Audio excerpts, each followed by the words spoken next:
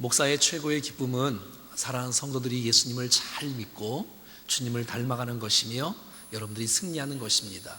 목사의 가장 큰 아픔이 있다면 여러분들이 영적으로 시험 들고 특별히 육체의 질병과 또 가정에 고난이 있는 것에 대해서 목사의 책임이 있는 것 같은 느낌을 들어서 늘 가슴이 얼마나 아픈지 모릅니다. 이 세상에는 작게나 크나 아픔과 어려움이 없는 사람은 하나도 없는 것 같습니다. 가정에, 자녀의 건강에, 물질에, 사업에 여러 가지 많은 고난이 있다 할지라도 우리 안에 영광스러운 복음이 있기에 내게 닥쳐진 일들 속에 또 다가올 많은 고난이 있다 할지라도 영광스러운 소망이 있고 또 희망이 있고 놀라운 축복이 있다면 넉넉히 이겨낼 줄로 믿습니다. 이번 주 목요일 날 4월 16일은 전남 진도 앞바다에 여객선 침몰 사망자 295명, 실종자 9명을 낸 세월호 참사 1주년이 되는 날입니다. 그들의 마음을 누가 다 이해할 수가 있겠습니까? 하지만 여러분, 주님이 그들을 좀 만져주시는 은혜가 있기를 간절히 소원합니다.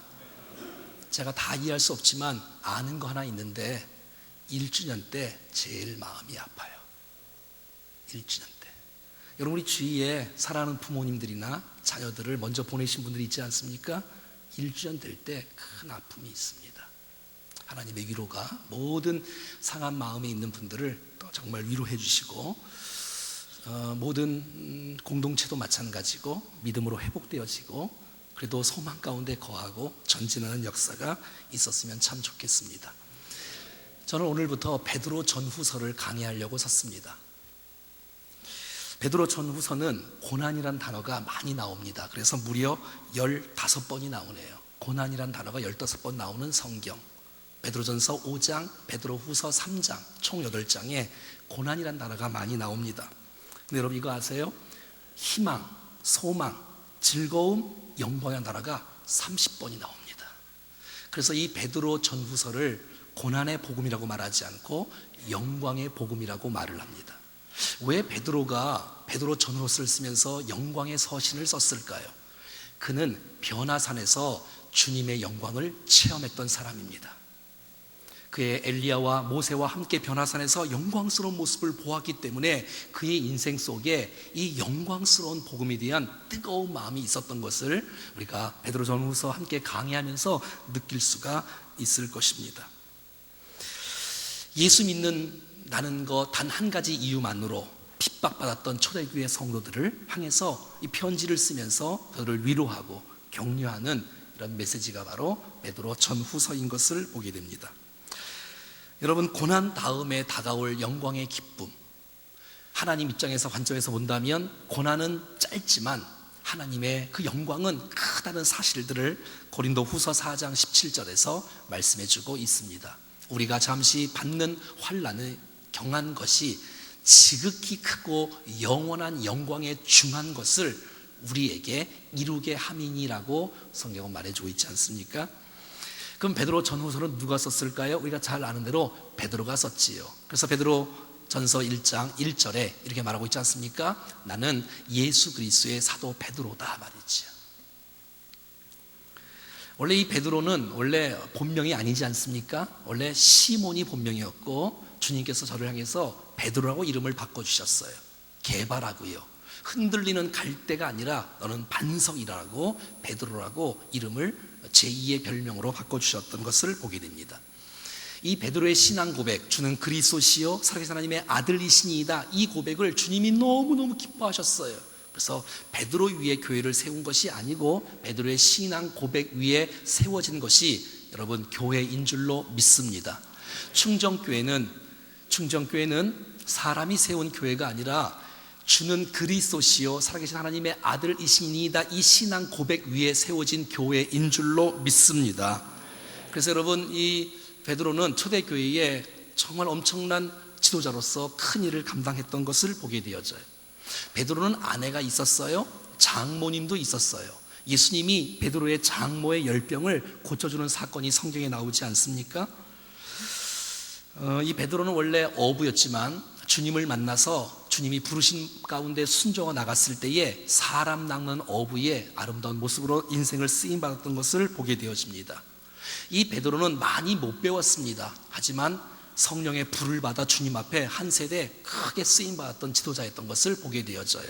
많이 배우지 못했지만, 그래서 베드로전서 5장, 베드로후서 3장 청해서 그의 쓰임받는 그 모습에 비하면 작은 성경의 분량을 쓸 수밖에 없었지만, 그래도 이 영광의 복음을 이 후대에 증가하고자 주님이 저를 선택하시고 사용했던 것을 보게 됩니다. 오늘 성경 말씀 베드로전서 5장 말씀에 보면 이 베드로가 불러주고 대필했던 사람이 나옵니다. 그것이 바로 실루아노였다고 말합니다. 한번 읽어볼까요? 시작. 내가 신실한 형제로 아는 실루아노로 말미암아 너희에게 간단히 써서 권하고 이것을 하나님의 참된 은혜임을 증언하노니 너희는 이 은혜에 굳게 서라 라고 실루아노가 베드로에 불러준 이 메시지를 썼던 내용들을 우리 성경을 통해서 보게 되어지는 거예요.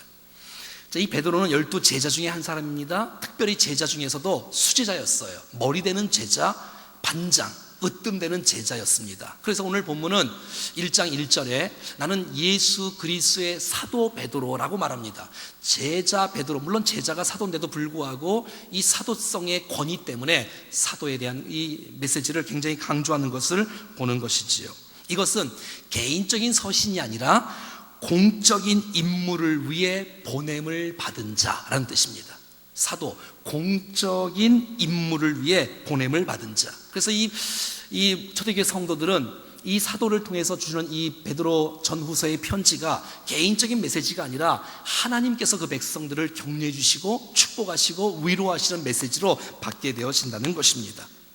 사도 바울은 12 제자가 아니었기 때문에 사도성을 굉장히 강조합니다. 그러나 이 베드로는 자기가 사도이기 때문에 당당하게 간단하게 한마디 씁니다. 예수 그리스도의 사도 베드로는, 이렇게 말이지요. 그러니까 자기 자신은 보냄을 받은 사람이라는 거예요. 여러분, 보냄을 받았다는 것은 보내신 분이 있을 거 아니에요? 그 보내신 분이 바로 예수 그리스도라고 말하는 거예요. 그러니까 자기 자신에 대한 정체성이 이 베드로는 정확한 거예요. 나는 누군지 아느냐? 나는 말이야 예수 그리스도께서 나를 이 땅 가운데 특별한 임무를 위해서 이 땅에 보내신 하나님의 사도라는 사실들을 인식하는 거예요.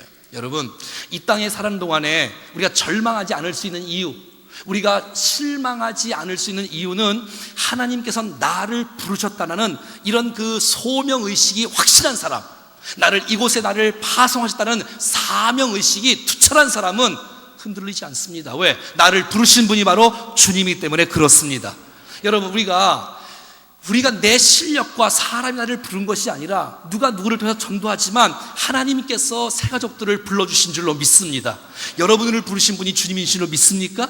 우리에게 직분을 주신 분이 주님 것을 믿습니까? 그래서 우리 가운데 은사를 주시고 능력과 직분을 주셔서 내게 아이들을 가르치는 일로, 찬양하는 일로, 봉사하는 일로 그 일을 맡겨주신 이런 사명의식이 투철한 사람은 정말 주님 앞에 아름답게 쓰임받게 되어지는 것을 보게 되어져요.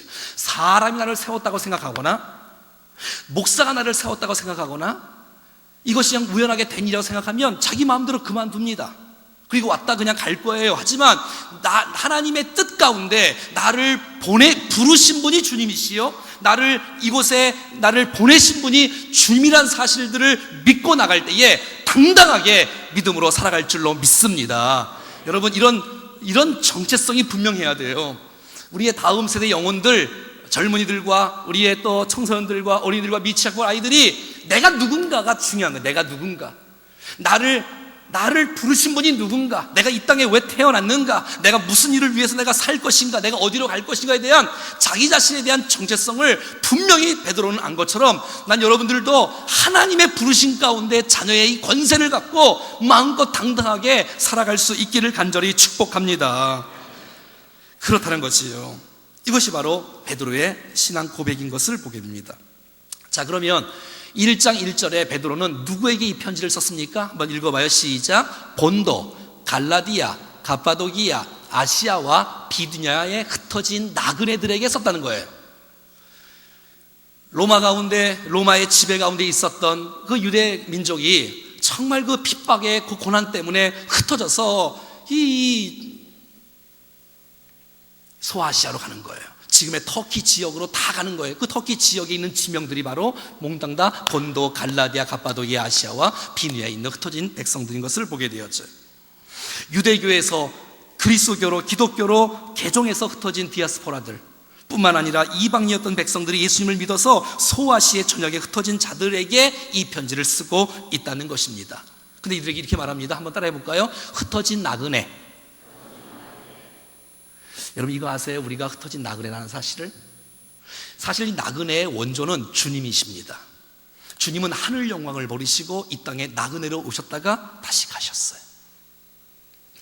여러분 저와 여러분들은 이 땅이 나의 본향이 아니라 저 천국에 나의 본향을 두고 이 땅에 살아갔지만 나의 시민권은 하늘에 있는 자로 살아가는 정말 나그네 인생인 줄로 믿습니다. 이 세상에 천년 만년 살지 않습니다, 여러분. 어제도 우리가 고 유세린 목사님 10주기 때 포항에 다녀왔지만 여러분 주께서 우리를 선택하시고 세우시고 그 기간에 우리를 사용하시고 때가 됐을 때 우리를 불러가시는 것을 보게 된다는 것입니다. 여러분 이 세상이 전부 다가 아니란 사실들을 늘 인식하며 살아가기를 축복합니다. 그렇다고 여러분 이 세상을 대충 살라는 얘기 아니에요. 최선을 다해서 살고 맡겨진 일에 최선을 다해 살다가 주께서 부르실 때에 기쁨으로 주님 앞에 찬송하며 갈 수 있는 우리가 될 수 있기를 바랍니다. 여러분 이 세상에 너무 많은 미련을 두지 마시고 정말 내가 준비된 나그네의 모습 속에, 여러분 나그네가 막 복잡하게 생각하고 복잡한 짐들을 많이 갖고 살지 않지 않습니까? 우리가 언제 주 앞에 갈지 모르는 개인적인 종말이든 우리 전체적인 이 세계 종말이든 간에 주께서 부르시는 그날에 우리가 이 땅에 살아가는 동안 이 정신만큼은 내가 나그네 인생들이다. 나를 이곳에 심으신 분이 주님이시다. 내 맡겨진 일들 내가 최선을 다하고 내가 살아간다. 내가 주께서 부르시면 내가 기쁨으로 주님 앞에 간다. 이런 각오를 갖고 살아갈 수 있기를 바랍니다. 요즘에 고속도로를 이렇게 막 달리다 보면 현수막에 막 정신이 번쩍 날 정도의 문구가 딱딱 붙어 있어요. 보신 분들 많이 있지요? 이 봄이 되니까 졸음운전 때문에 사고가 많이 날까봐 막 깜짝 놀라는 거예요. 제가 몇 가지 한번 써왔는데 한번 들어보세요.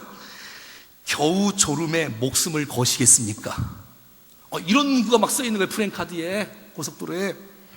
졸음운전, 자살운전, 살인운전. 소리 없는 도로 위에 살인자 졸음. 단 한 번의 졸음 모든 것을 잃습니다. 이런 말이니까 여러분 다 눈을 다 뜨시네. 한두 번의 졸음운전 평생 후에 평생 고통. 근데 제가 막 문구가 내 마음을 막 깜짝 놀랄 문구 하나 딱 넣는데 오늘 제가 설교가 딱 맞아서 써왔어요. 뭐예요? 졸음운전 종착지는 이 세상이 아닙니다. 우리 사람들이 믿음의 사람인가 봐요. 그렇습니다, 여러분. 우리의 인생 종착지는 이 세상이 아닌 줄로 믿습니다. 여러분 이 베드로 전후서는 언제 썼냐면 주 AD 63년경에서 65년 사이에 썼다고 성경학자들이 말하고 있습니다. 왜냐하면 AD 66년에 이 베드로가 십자가에 거꾸로 매달려서 순교했지 않습니까? 그러니까 순교 넘어서는 쓸 수가 없으니까 66년 이전이니까 한 63년, 4년, 5년 그때에 베드로 전서 후서를 썼다는 메시지가 있습니다. 여러분 AD 64년 7월 19일 날 무슨 일이 일어난지 아십니까? AD 64년 7월 19일 날 로마에 14개 구역이 있는데 10개 구역에 불이 났습니다. 아니 구역이 14구역인데 10구역에 불이 났으면 완전히 불바다지 아니에요. 불바다. 이게 25개 읍면동이 있는데 원주에 여러분 여기 한 20개 동이 다 불났다고 생각해 보십시오. 엄청난 대화자인데 그때의 황제가 네로 황제예요. 그러니까 이 화살이 다 네로 황제한테 가지 않겠어요? 그러니까 네로 황제가 작전을 쓰기 시작하는데 황제 숭배를 하지 않는 부류의 사람들이 있어요. 누구예요?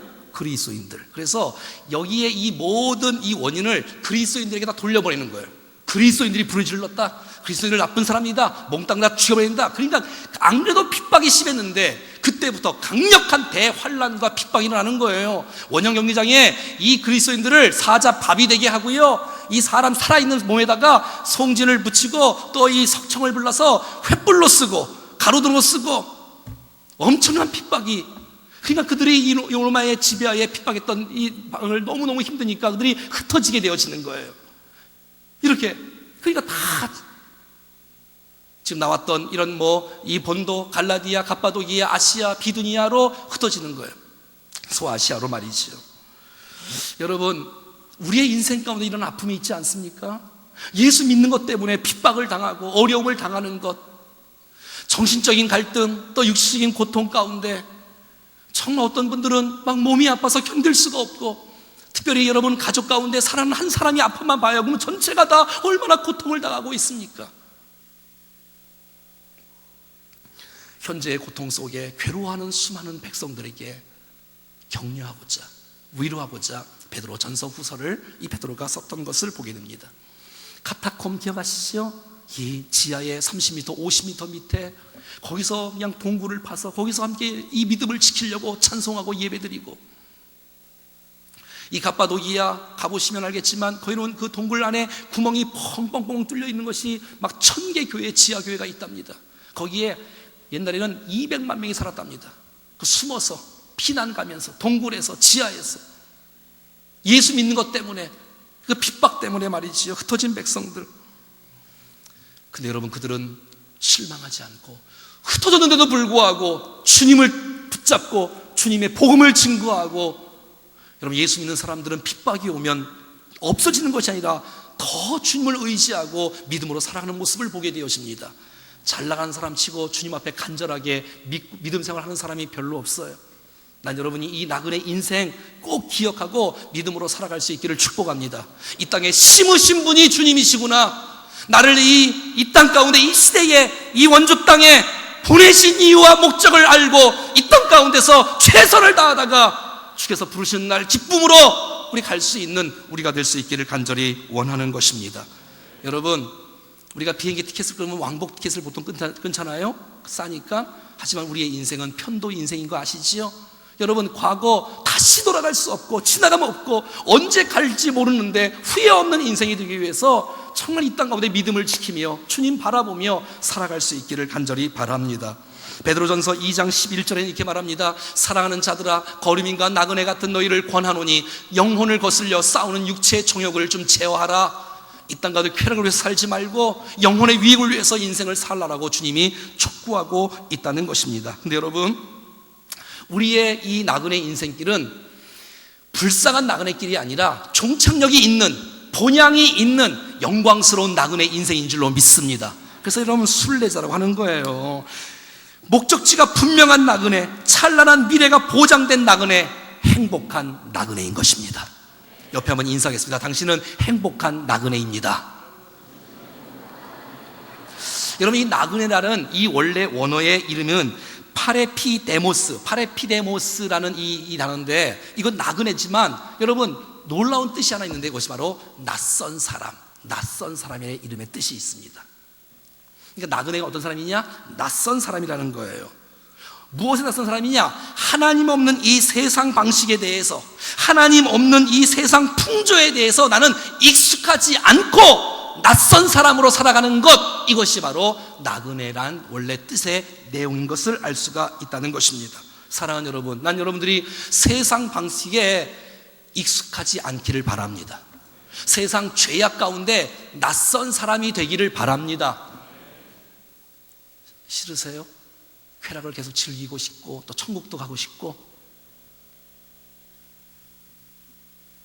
한번 생각을 해봐요. 우리가 외국에 가면 그 사람들이 우리를 볼 때 낯선 사람으로 우리를 볼 거 아니에요.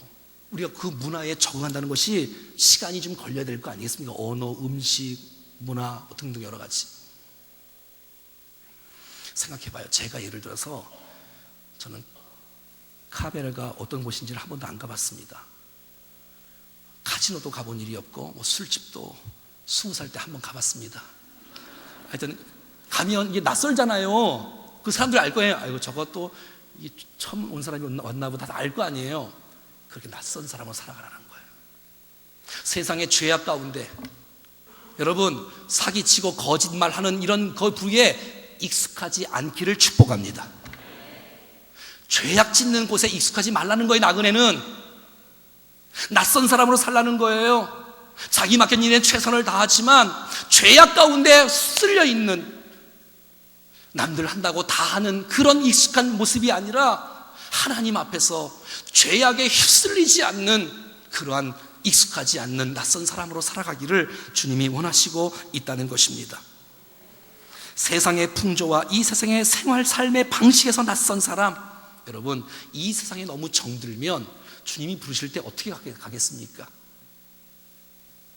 이 세상에 정들 수 없도다. 죄 많은 이 세상은 내 집안이네. 저 모든 내 모든 보안은 저 하늘에 있네. 저 천국 문을 열고 나를 부르네. 나는 이 세상에 정들 수 없도다. 이 정들 수 없다는 말이 1절 마지막, 2절 마지막, 3절 마지막 계속 나오네요.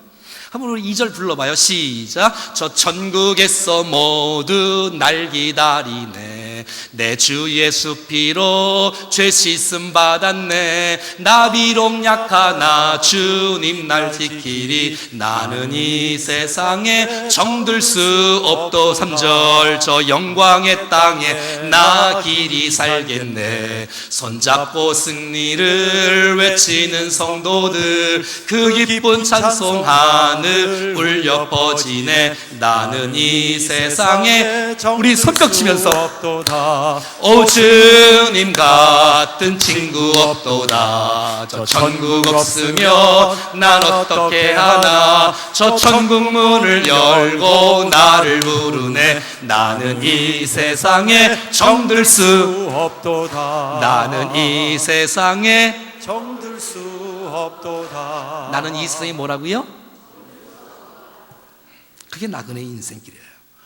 그럼 도대체 이 흩어진 나그네라는 이 사람은 도대체 누구인지 2절 말씀에서 말씀해 주고 있습니다. 2절 같이 읽겠습니다. 시작. 곧 하나님 아버지의 미리 아심을 따라 성령이 거룩하게 하심으로 순종함과 예수 그리스도의 핏부림을 얻기 위하여 택하심을 받은 자들에게 편지하노니 은혜와 평강이 너에게 더욱 많을지어다. 아멘. 기독교의 핵심인 이 복음의 능력과 영광의 복음이 이 2절 안에 다 나와 있어요. 우리의 구원이 성사님이 하나님의 사역이라는 사실, 하나님의 놀라운 축복, 예수 그리스도의 놀라운 사역, 성령의 놀라운 사역이 이 2절 말씀에 다 있는 거예요.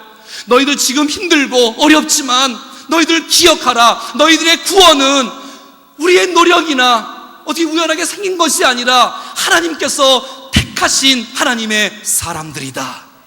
예수 그리스도께서 너희를 위하여 핏부림을 허락하신 놀라운 축복의 대상들이다. 성령께서 우리를 위해서 거룩함으로 적용하신 놀라운 축복의 백성이기 때문에 우리의 나의 나된 것, 내 공로와 내 의지가 아니라 하나님의 놀라운 축복인 것을 기억하여 힘들고 어렵지만 이 복음의 영광스러운 복음을 붙잡고 고난을 이겨나갈 것이며, 앞으로도 다가올 모든 고난이 있다 할지라도 내가 영광스러운 그 놀라운 복음 앞에 올바로 설 수 있다면 넉넉히 모든 고난을 이길 줄로 믿습니다. 사랑하는 여러분, 저와 여러분들의 구원은 하나님께로부터 온 줄로 믿습니다. 예, 우리 로마서 8장에서 그렇게 공부했던 메시지가 여기 다 나와 있네. 에베소 1장 4절과 5절 말씀, 차후 장세전에 그리스도 안에서 우리를 택하사 우리로 사랑 안에서 그 앞에 거룩하고 흠이 없게 하시려고 그 기쁘신 뜻대로 우리를 예정하사 그 예수 그리스도로 말미암아 자기의 아들들이 되게 하셨으니. 아, 얼마나 감사해. 우리를 나를 택하시다니, 나 같은 존재를 택하다니, 나 같은 존재를 주님이 사랑하시다니, 왜 날 사랑하나. 나오지 않을 수 없는 이 감탄과 이 찬송의 이 고백 뿐만 아니라 나를 그 오늘 2절 말씀을 보여주면 그 2절 말씀, 나를 택하셨는데 어떻게 택했냐? 하나님 아버지의 미리 아심을 따라 택했다는 것이에요. 나의 노력이 깔려있지 않고 나의 행위가 깔려있지 않고 주님은 우리를 아시고 우리를 선택하셨다고. 우리를 정하신 주님은 우리를 선택하시고 부르시고, 부르신 주님은 우리를 의롭다 하시고, 의롭다 하신 우리를 영원롭게 하시고. 아우, 특세 나오신 분들은 다 하시네. 아주 로마서 8장에 하나님이 미리 아신 자들을 또한 그 아들의 형상을 본받게 하기 위해 미리 정하셨다고 말하고 있지 않습니까? 얼마나 감사합니까, 주님. 여러분, 하나님의 천지 만물을 창조하기 전부터 저와 여러분들을 하나님의 자녀로 알고 있다는 사실 때문에 주님을 찬양할 수 있기를 바랍니다. 예레미야 1장 5절 말씀해 보니까 내가 너를 모태로에 치기 전에 너를 알았고. 와, 사랑하는 여러분, 이 세상에 누가 나를 몰라준다 할지라도 하나님이 여러분을 아십니다. 나를 선택해 주셨고 부르셨고 말이에요. 이것은 우리의 구원이 내 노력이나 행위에 있지 않고 자랑하지 말라는 거예요. 하나님이 전적인 사역이라고 성경은 말해주고 있다는 거예요. 계속해서 2절 보면 곧 하나님 아버지의 미리 아심을 따라 성령이 거룩하시게 하심으로, 한번 따라해 볼까요? 순종함과 예수 그리스도의 핏뿌림을 얻기 위하여. 하나님 우리를 택하신 목적이 뭐라고요? 순종함과 예수 그리스도의 핏뿌림을 얻기 위하여 예수 그리스도에게 순종하고 그의 피로 뿌림을 받도록 하기 위하여 주께서 우리를 부르시고 선택했다고 말하고 있는 거예요. 하나님 아버지가 나를 택하실 뿐만 아니라 예수 그리스도의 핏뿌림을 통해서, 예수 그리스도의 그 피 흘려주심을 통해서 우리를 죄 가운데서 건져주시고 부르셨다는 것이에요. 예수 그리스도의 순종함이라는 것은 예수님이 하나님의 아들로서 이 땅에 오셨던 십자가의 모든 사건을 내가 믿고 받아들이는 것을 의미합니다. 그러니까 복음을 믿고 받아들이는 것, 이것이 바로 순종이라고 말하는 것이에요. 이 세상의 가장 큰 순종은 내가 죄인임을 인정하는 것이며 예수 그리스도의 하신 일들을 믿고 받아들이는 것이 최고의 순종인 줄로 믿습니다. 이 세상의 최고의 기적이 뭔지 아십니까? 이 세상에서 최고의 영광과 최고의 축복은 뭔지 아십니까? 내가 예수 믿는 것이에요. 이해할 수 없는 일, 나를 아신다고 창세전에 봉정녀 마리아에게서 예수가 탄생했다고? 십자가에 그 죽었는데 그게 내가 그분을 믿으면 내가 구원을 받는다고? 여러분, 이것이 믿어지는 것이 인생의 최고의 능력이고 영광이고 축복이고 기적입니다. 그럼요, 여러분. 그런 것을 기억하라는 거예요.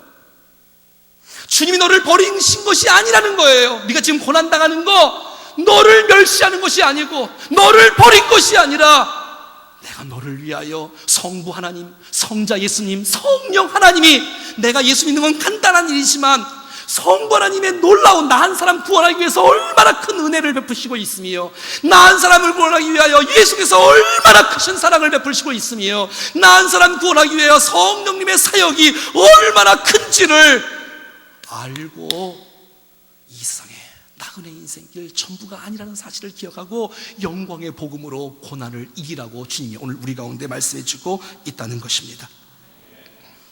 그럼 성령님은 뭐 하셨느냐? 오늘 본문에 보니까 성령이 거룩하게 하심으로, 하나님께서 계획하신 일들, 예수께서 성취했던 일들을 주님은 우리를 거룩하게 하시는 거예요. 여러분, 그 예수님께서 우리를 위해서 해주신 그 놀라운 일들을 믿게 해주시고 우리를, 예수님을 본받게 하시고 따르게 하시고 우리의 삶을 성화적으로 거룩한 모습으로 살아갈 수 있도록 돕는 분이 바로 성령님인 줄로 믿습니다. 이 거룩이라는 단어는 두 가지 뜻이 있는데, 한 가지 뜻은 분리, 구별이라는 뜻이 있고, 거룩하다, 구별되다. 또 한 가지는 성화라는 단어가 있어요. 성화, 주님을 닮아가는 것. 사랑하는 여러분, 예수를 믿는 순간에 우리의 삶은 우리의 죄와 사망의 심판의 권세에서 분리된 존재인 줄로 믿습니다. 얼마나 감사해요.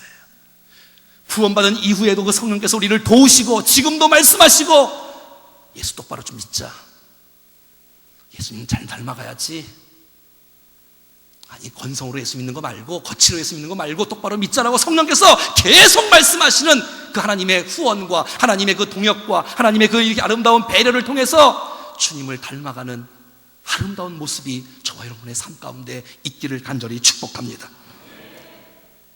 성령의 도움 없이는 사랑할 수 없습니다. 여러분, 용서가 그냥 되든가요? 성령의 도움이 있을 때 그 되는 거 아니에요? 내가 여러분 죄를 이기는 거, 믿음으로 의롭게 살아가는 거, 이거 성령 하나님의 도우심 속에 승리하는 줄로 믿습니다. 여러분 때는 고난이 와도 이거 주님의 축복인 줄 알고 여러분 믿음으로 살아가기를 축복해요. 어제도 유장춘 목사님 뵙고 같이 이렇게 왔는데 그분이 말하는 핵심이 이러더라고요. 고난이 있었지만 이것이 정말 좋은 놀라운 축복이 되었고 자녀들도 정말 이렇게 온실에서 키우지 않고 당당하게 중앙아시아에 3년 보내고 어디 보내고 그래서 지금은 정말 좋은 모습으로 자녀들이 성장하는 모습을 보니 너무 감동적인 거예요. 여러분 마찬가지 우리들도 우리 인생이 지금 이게 고난이 힘들고 어렵지만 이 고난이 있어야 여러분 우리가 거룩하게 되어지는 것입니다. 여러분 고난 없이 사람은 거룩하지 않습니다. 우리가 날마다 좋은 일만 있으면 좋을 것 같지요? 타락하기 쉽습니다. 일부러 고난을 자청할 이유는 없겠지만 주께서 주시는 그 모든 상황 가운데 주님과 함께 더불어 극복하고 나갈 때에 우리 가운데 나의 모습이 성숙해 있고 나의 모습이 영광스러운 모습으로 변화되는 놀라운 축복이 있을 줄로 믿습니다. 사랑하는 여러분 기억하십시오. 여러분은 보통 존재가 아닙니다. 하나님께서 여러분들을 얼마나 사랑하셨는지, 예수님께서 여러분들을 얼마나 사랑하셨는지, 성령께서 여러분을 얼마를 사랑하셨는지를 깨닫는다면 믿음으로 당당하게 살아가라고 말하고 있다는 것입니다. 요즘 우리가 막 부르는 찬송 가운데 하나님이 선택하셨고 예수님이 구속하셨고 성령님이 인치셨으니 삼위일체 하나님, 삼위일체 하나님의 사역이었구나, 이 놀라운 사실. 마지막에 2절 보면 이런 말이 나와 있어요. 2절 말씀에 보면 이렇게 나와 있어요. 2절 다 같이 읽어보겠습니다. 맨 밑에 줄만 읽어보죠. 시작. 은혜와 평강이 너희에게 더욱 많을지어다. 여러분 은혜는 한 번 받고 말아야 될 것이 아닙니다. 오늘도 은혜를 받아야 되고 내일도 은혜를 받아야 되고 계속 은혜 위에 은혜를 많이 받아야 될 줄로 믿습니다. 그 은혜가 있을 때 진짜 우리 안에 평강이 흐르는 것입니다. 사랑하는 여러분, 우리 사랑하는 성도들이 날마다 찬양할 때마다, 말씀을 들을 때마다, 예배할 때마다, 기도할 때마다, 교제할 때마다, 이 충정교회 올 때마다 하나님의 은혜와 평강을 많이 누려서 고난이 문제가 아니고 고난이 와도 여러분 은혜와 평강이 넘치면 고난도 이길 수 있습니다. 내가 은혜가 없어서 고난 때문에 지는 거예요. 주여 내게 은혜를 부어달라고, 내게 이 평강이 흐르게 해달라고, 더욱 많아지게 해달라고. 그러면 어떤 고난도 넉넉히 이길 수 있는 축복의 위대한 하나님의 인물들이 될 줄로 믿습니다. 할렐루야. 저 멀리 배는 나의 시온성. 같이 하면 나그네 인생을 생각하면서 주님을 찬양하겠습니다. 저 멀리 배는 나의 시온성. 저 멀리 배는 나의 시온성. 오 거룩한 곳 아버지시, 거룩한 곳 아버지시, 내 사모하는 집에 가고자, 사모하는 집에 가고자 한밤을 세워 저 망망한 바다 위에, 저 망망한 바다 위에 이 몸이 상할지라도, 이 몸이 상할지라도 이곳에 입은 저곳 주복음 전하리. 오늘은 이곳 내일은 저곳 주복음 전하리. 아득한 나의 갈 길 다가고, 아득한 나의 갈 길 다가고, 동산에서 편히 쉴 동산에서 편히 쉴 때 때 고생하는 모든 고생하는 모든 일들을 주께서 하시니 힘들이나 사망에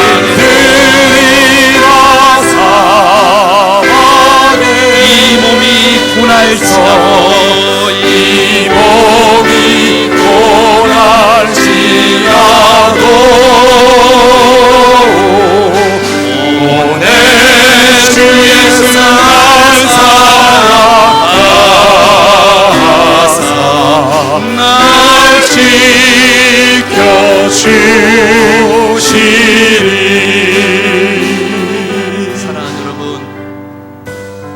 무엇 때문에 그렇게 힘드십니까? 내게 닥쳐진 고난들, 아픔들, 오늘 주님이 오늘 우리 가운데 말씀하시면서 영광의 복음으로 그 고난을 이겨내라고 말씀하십니다. 때로는 아픔이 있지만, 견디기 쉽지 않는 일들이 우리 앞에 놓여 있지만, 하나님 나를 사랑하셨지요? 예수님 나를 구속해 주셨지요? 성령님 나를 도와주셨지요? 고맙습니다. 나그네 인생길을 정말 이 땅 가운데 주께서 보내신 그 위치와 기간과 그 연수 가운데 최선을 다해 살다가 내가 세상의 죄악 가운데 거기에 낯선 사람으로 살아갈 수 있는 나그네 인생길 살게 해주시고, 내가 그곳에서 내가 복음을 증거하며 주님을 닮아가는 아름다운 모습으로 넉넉하게 당당하게 살아갈 수 있는 복된 모습이 되어지기를 원하는 마음으로, 주여 내가 소망 가운데 영광을 바라보며 어떤 고통을 내가 이겨내며 살겠습니다 하는 마음으로 주님 앞에 같이 한번 기도하겠습니다. 합심해서 기도하겠습니다. 살아계신 하나님, 오늘 우리 가운데 찾아오셔서 하나님의 놀라운